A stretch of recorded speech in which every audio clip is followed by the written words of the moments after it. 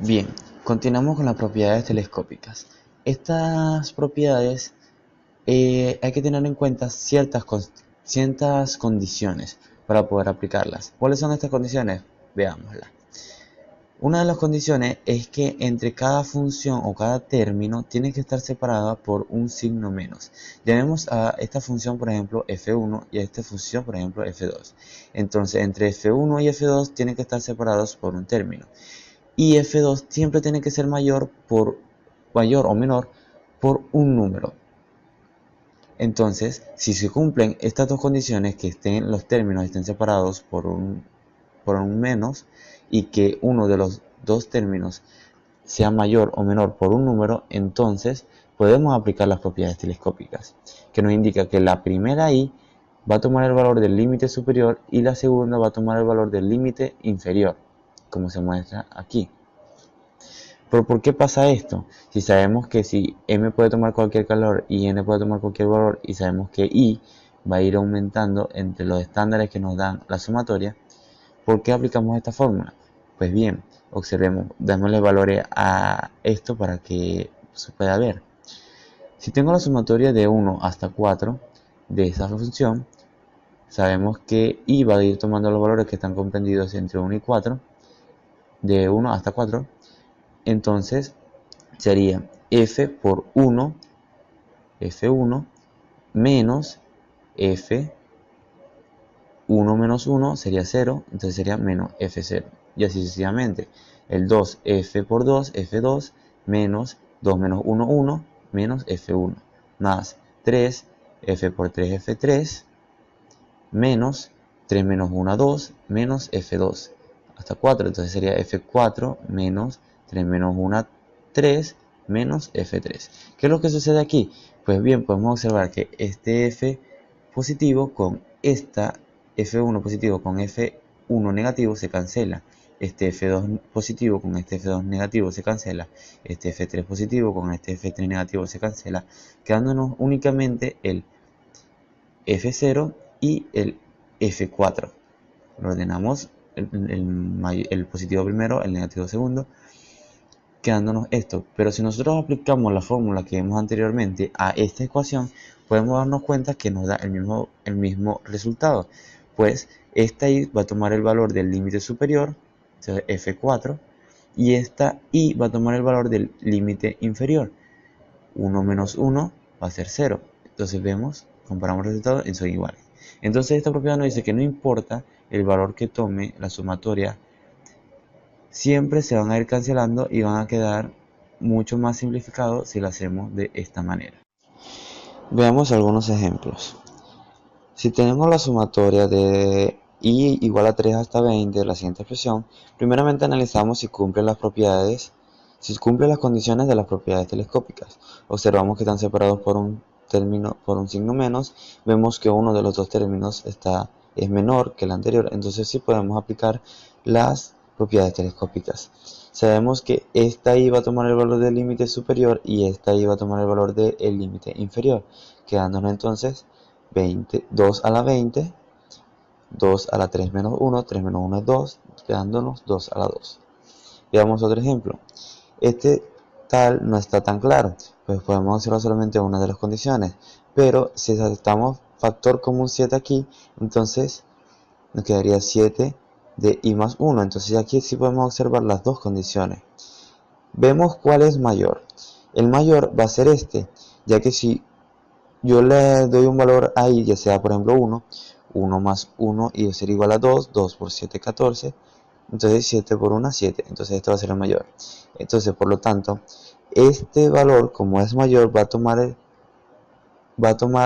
el rol de f1, y este, como es el menor, va a tomar el valor de f2. Entonces, por lo tanto, este es el que voy a sustituir por el límite superior y este es el que voy a sustituir por el límite inferior, quedándonos de la siguiente manera.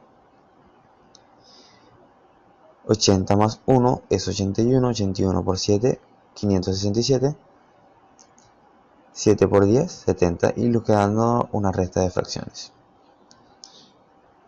Luego tenemos unas fórmulas usuales que iremos viendo a medida que resolvamos ciertos ejercicios.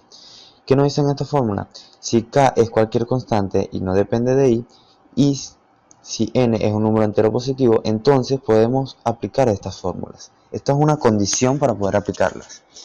¿Cómo son las fórmulas? Que nos dicen, si la sumatoria de i, en este caso es a la 1 y a la 1, va a ser igual al límite superior por el límite superior más 1 entre 2. Esto es una fórmula ya establecida que conviene aprendérselas de memoria o tenerlas por lo menos a la mano. La sumatoria de i cuadrado entonces va a ser igual al límite superior multiplicado por el límite superior más 1 más el doble del límite superior más 1 entre 6. Luego tenemos la sumatoria de i cubos que va a ser igual al límite superior que multiplica el límite superior más 1 entre 2, todo eso elevado al cuadrado. Luego tenemos la sumatoria de i cuartas que nos dice que va a ser igual al límite superior por la suma del límite superior más 1 más 6 veces el límite superior a la 3 más 9 veces el límite superior al cuadrado más el límite superior menos 1 entre 30. Estas son fórmulas ya establecidas que conviene aprenderse o por lo menos tenerlas a la mano para poder resolver los ejercicios que vamos a ver a continuación. Bien, veamos algunos ejemplos. Esto ya es lo que conocemos como cambio de índices. Por ejemplo, ejemplo 1, tenemos la siguiente expresión. Tenemos la sumatoria de i hasta 20 de esta expresión. La idea es intentar aplicar las propiedades que hemos visto en el transcurso del video. Pero la mayoría de esas propiedades tienen la condición de que i tiene que ser igual a 1. Entonces, ¿qué podemos hacer para que esta i sea igual a 1? Pues le podemos restar 6. Pues si a 7 le resto 6, me queda 1. Pero si yo resto abajo, arriba también le tengo que restar los mismos 6. Y como aquí estoy restando, aquí tengo que realizar la operación opuesta. Si estoy restando, entonces aquí tengo que sumarle 6. Esto es una propiedad que ya vimos anteriormente. Entonces quedaría de la siguiente manera. Si yo a 7 le resto 6, me queda 1. Si a los 20 le resto 6, me quedan 14. Y como lo estoy restando, en la función se los tengo que sumar, que es la operación inversa. Aquí realizo esta multiplicación, 5 por i me quedaría 5i y 5 por 6, 30, quedándome de esta manera. Aquí puedo restar esta operación, 30 menos 3 me quedaría 27. Entonces aquí podemos aplicar otra propiedad que también ya vimos, que es la de separar cada sumando por cada sumatoria. Tenemos dos términos que se están sumando, entonces separamos en cada sumatoria. Pero aquí también podemos observar otra propiedad que vimos, que es la de una constante. Tenemos una constante multiplicando a una i, a una función i. Entonces esta constante la podemos sacar afuera a multiplicar a la sumatoria y quedaría de la siguiente manera.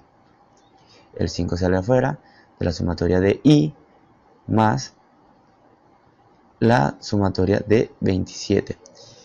Aquí esto nos queda como esto, 27 es una constante, es una propiedad que ya vimos. Sabemos que este 27 tenemos que multiplicarlo por el índice superior. Y aquí es donde aplicamos las fórmulas que vimos anteriormente. Tenemos que i es al cuadrado, ya podemos ver que el índice es 1, entonces sí podemos aplicar la fórmula.